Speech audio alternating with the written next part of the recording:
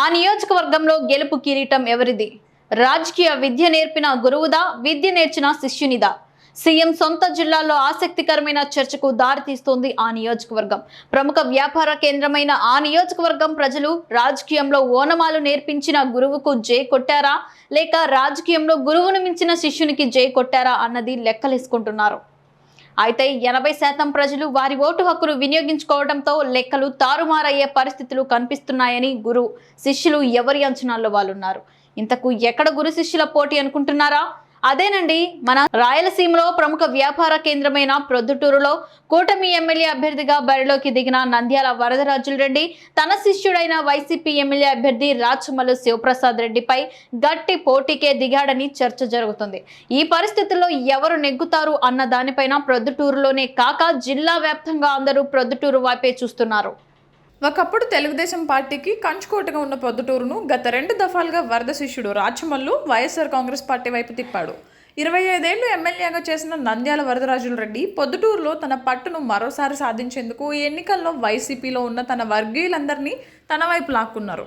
వైఎస్ఆర్ కాంగ్రెస్ పార్టీలో పెద్ద ఎత్తున అవినీతికి రాచమల్లు అయిన బావమరిది బంగారు గుండ్రెడ్డిలు తెరలేపారని ప్రజలు వైఎస్ఆర్ కాంగ్రెస్ పార్టీపై విసుగు చెందారని, ఇసుక, అక్రమ రవాణా, మట్కా, గుట్కా, భూదందాలు ఇలా ఈ 5 ఏళ్ల కాలంలో రాచమల్లు శివప్రసాద్ రెడ్డి అక్రమంగా 1000 కోట్లు సంపాదించారని వరదరాజులరెడ్డి వర్గీయులు పెద్ద ఎత్తున ప్రచారం చేశారు. ఇదే విషయంపై వరదరాజులరెడ్డి కూడా అనేక మార్లు విలేకరుల సమావేశంలో ప్రస్తావించడంతో పాటు వార్డుల్లో ప్రచారానికి వెళ్లిన సందర్భాల్లో కూడా ప్రజలకు తెలియజేశారు. ఈ అంశాలన్నీ తమకు కలిసి వస్తాయని నంద్యాల వరదరాజురెడ్డి వర్గీయులు భావిస్తుండగా 25 ఏళ్లు ఎమ్మెల్యేగా ఉండి నంద్యాల వరదరాజురెడ్డి పొద్దుటూరుకు చేసిందేమీ లేదని, జగన్మోహన్ రెడ్డి ప్రతి ఇంటికి సంక్షేమ పథకాలు అందించారని, ప్రజలు ఖచ్చితంగా మరోసారి వైఎస్ఆర్ కాంగ్రెస్ పార్టీని అధికారంలోకి తీసుకొస్తారని రాచమల్లు వర్గీయులు చెబుతున్నారు. పొద్దుటూరులో వ్యాపార వర్గాలు ఈ ఎన్నికల్లో కూటమి ఎమ్మెల్యే అభ్యర్థి వరదరాజులరెడ్డికే మద్దతు ఇచ్చారని, వైఎస్ఆర్ కాంగ్రెస్ పార్టీ అధికారంలో ఉన్న 5 సంవత్సరాలు వ్యాపారులను ఎమ్మెల్యే ఆయన బామ్మరిది వేధింపులకు గురిచేసి పెద్ద ఎత్తున వసూళ్లకు పాల్పడ్డారు అన్న ఆరోపణలను వరదరాజురెడ్డి వర్గీయులు చెబుతున్నారు. అలాగే బీసీ నేత నందం సుబ్బయ్య హత్య కూడా వైఎస్ఆర్ కాంగ్రెస్ పార్టీకి వ్యతిరేక ఓట్లు పడడానికి కారణమైందని, బీసీలంతా ఈసారి నంద్యాల వరదరాజురెడ్డికి మద్దతు తెలిపారు అన్న ప్రచారాల నేపథ్యంలో గెలుపు గురువుదా, శిష్యునిదా అన్న చర్చ జోరుగా సాగుతుంది. వరదరాజురెడ్డికి ఈ ఎన్నికలు చివరి ఎన్నికలు కావడం, పొద్దుటూరులో టీడీపీ ఇన్ఛార్జ్ ప్రవీణ్ కుమార్ రెడ్డిని కాదని తెలుగుదేశం పార్టీ నిర్వహించిన సర్వేల్లో వరదరాజురెడ్డికి పెద్ద ఎత్తున ప్రజలు జై కొట్టడంతో ఆయనకే చంద్రబాబు నాయుడు టికెట్ను కేటాయించడం చకచకా జరిగిపోయాయి.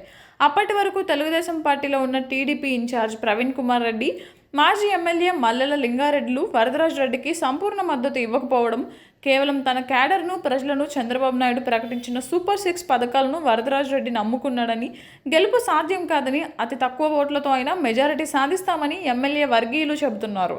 అయితే పొద్దుటూరులో ₹1కి ₹2 వరకు తెలుగుదేశం పార్టీ వర్గీయులు పందెం కాస్తున్నారు.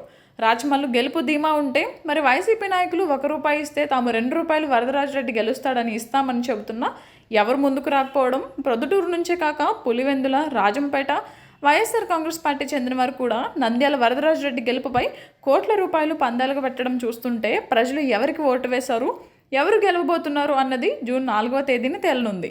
నాయకుల లెక్కలు కరెక్ట్ అవుతాయా, ప్రజల లెక్క అభ్యర్థిని తేల్చనుందా అన్నది వేచి చూడాల్సింది.